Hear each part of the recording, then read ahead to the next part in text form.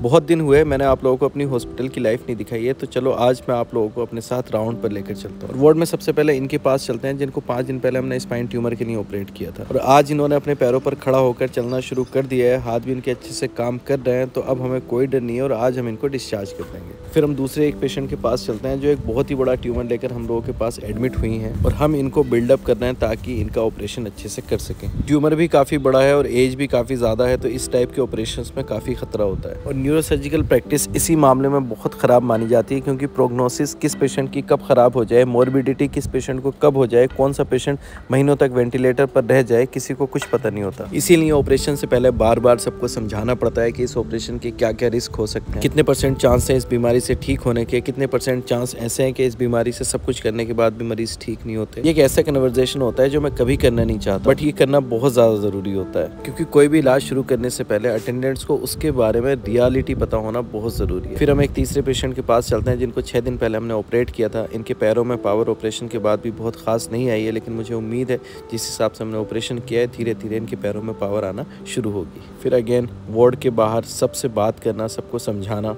और वार्ड में इतने ज़्यादा क्रिटिकल पेशेंट नहीं होते, तो यहाँ बातचीत जल्दी ख़त्म हो जाती है। जब आईसीयू की बात आती है तो ये बातचीत बहुत लंबी चलती है। फिर मैं मेल वार्ड में जाता हूँ जहाँ पर ये पेशेंट है जिनको स्पाइनल कॉर्ड में डिस्क की प्रॉब्लम है, जिसकी वजह से इनको बहुत ज़्यादा पेन हो रहा था। इनका ऑपरेशन हमने कल के लिए प्लान किया है। फिर एक अगले पेशेंट से मिलता हूँ जो 15 दिन से मेरे पास भर्ती है और उसकी कंडीशन अब काफ़ी बेहतर है पहले से, जिसको आज हम डिस्चार्ज करने वाले हैं। वार्ड का राउंड लेने के बाद मैं ओटी की तरफ जाता हूँ। वहाँ जाकर पता चलता है कि अभी पेशेंट में एनेस्थीसिया वाले डॉक्टर का थोड़ा काम रह गया, अभी ऑपरेशन शुरू करने में थोड़ा टाइम लगेगा। तो मैं क्या करता हूँ कि ओटी के बाहर ही पेशेंट बुला लेता हूँ और ओपीडी के पेशेंट वहीं पर देखना शुरू कर देता हूँ, क्योंकि हॉस्पिटल में एक एक मिनट बड़ा कीमती होता है यार। और फिर इन सारे पेशेंट्स को देखकर मैं ओटी में चला जाता हूँ, जहाँ पर हम लोग आज एक स्पाइनल कॉर्ड का ऑपरेशन करेंगे। जो एक 60 साल की माता जी हैं जिनकी कमर में बहुत ज़्यादा दर्द रहता है, जिनसे चला नहीं जाता, तो इनकी स्पाइन में पेज स्क्रू डालकर इनके स्पाइन को फिक्स करेंगे और नसों के ऊपर जो दबाव है उसको हटा देंगे।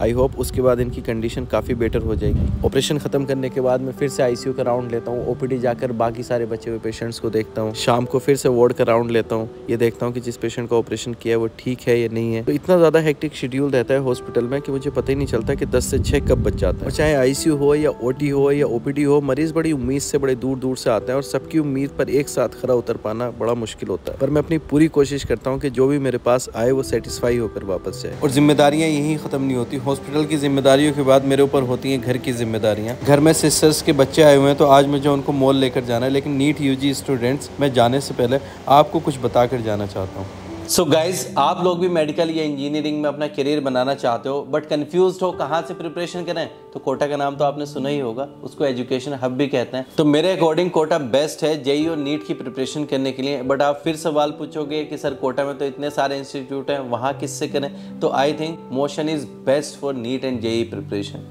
और ये मैं इतने कॉन्फिडेंस से इसलिए बोल रहा हूँ कि मैंने अभी रिसेंटली उनका कैंपस विजिट किया था। एंड वहाँ पर नर्चर बैच, यानी कि वो बैच जो 10th एंड 11th के स्टूडेंट्स के लिए होता है, वो स्टार्ट हो रहे हैं 26 जून एंड 10 जुलाई से। एंड अचीवर बैच जो कि ड्रॉपर स्टूडेंट्स के लिए होता है, वो भी स्टार्ट हो रहे हैं 26 जून और 10 जुलाई से। तो जल्दी से रजिस्ट्रेशन करा लो, वेट बिल्कुल मत करो। और इसके साथ साथ बम्पर स्कॉलरशिप भी है। फिर आप मुझसे पूछोगे व्हाई मोशन इज बेस्ट, तो चलो मैं आपको बताता हूँ। वहाँ पर बेस्ट फैकल्टी है, बेस्ट एकेडमिक सिस्टम है, अटेंशन है, केयर है, और सबसे अच्छी चीज़ है मोशन की AI based DPP machine. And अगर कोटा नहीं जा सकते तो कोई बात नहीं, कोटा को ही अपने घर ले आओ इनकी ऑनलाइन कोचिंग ज्वाइन करके। वहाँ पर 17 जून से बैच स्टार्ट हो गई हैं, जो कि ड्रॉपर स्टूडेंट्स के लिए भी है और 11th-12th मूविंग स्टूडेंट्स के लिए भी है। सो गाइज, लिंक मैंने नीचे दे रखा है, आप इसको ध्यान से देखना। मैं ज़रा चेंज करने जा रहा हूँ क्योंकि मुझे बच्चों के साथ मॉल जाना है। तो गर्मियों की छुट्टियों में ये सब मेरे पास आए हुए हैं, और जब से मेरे पास ये आए हैं तब से एक ही जिद लगाए हुए हैं कि मामा मॉल लेकर चलो, मामा मॉल लेकर चलो। मैं हॉस्पिटल में इतना थक जाता था कि रोज़ इनसे कह देता था कल चलेंगे, पर आज जब मैंने इनसे कहा कि कल चलेंगे, तब इन लोगों ने मेरी एक नहीं सुनी और बोले आज ही चलेंगे।